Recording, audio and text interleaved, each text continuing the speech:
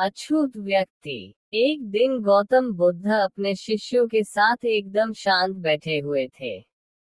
उन्हें इस प्रकार बैठे हुए देख उनके शिष्य चिंतित हुए कि कहीं वे अस्वस्थ तो नहीं हैं। एक शिष्य ने उनसे पूछा कि आज वह मौन क्यों बैठे हैं? क्या शिष्यों से कोई गलती हो गई है?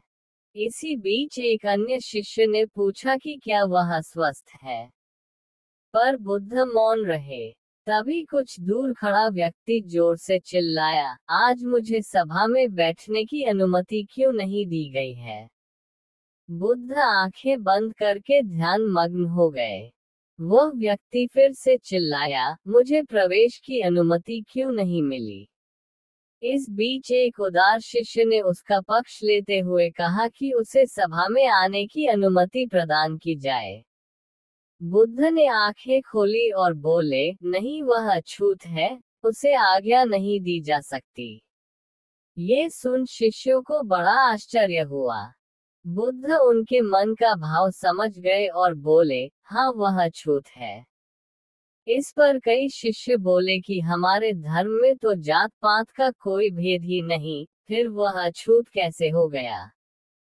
तब बुद्ध ने समझाया, आज वह क्रोधित होकर आया है।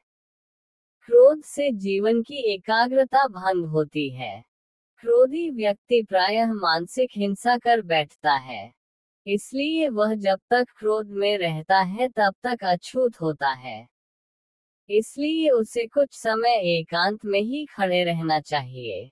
क्रोधित शिष्य भी बुद्ध की बातें सुन रहा था। पश्चाताप की अग्नि में तपकर वह समझ चुका था कि अहिंसा ही महान कर्तव्य व परम धर्म है।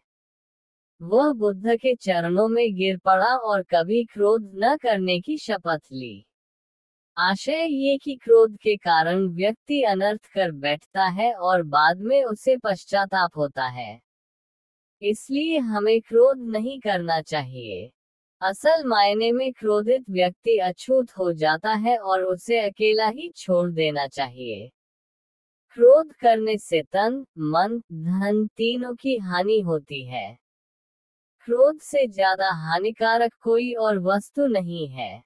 बुद्ध ने कहा भी है, क्रोध को पाले रखना गर्म कोयले को किसी और पर फेंकने की नीयत से पकड़े रहने के समान है, इसमें आप ही जलते हैं।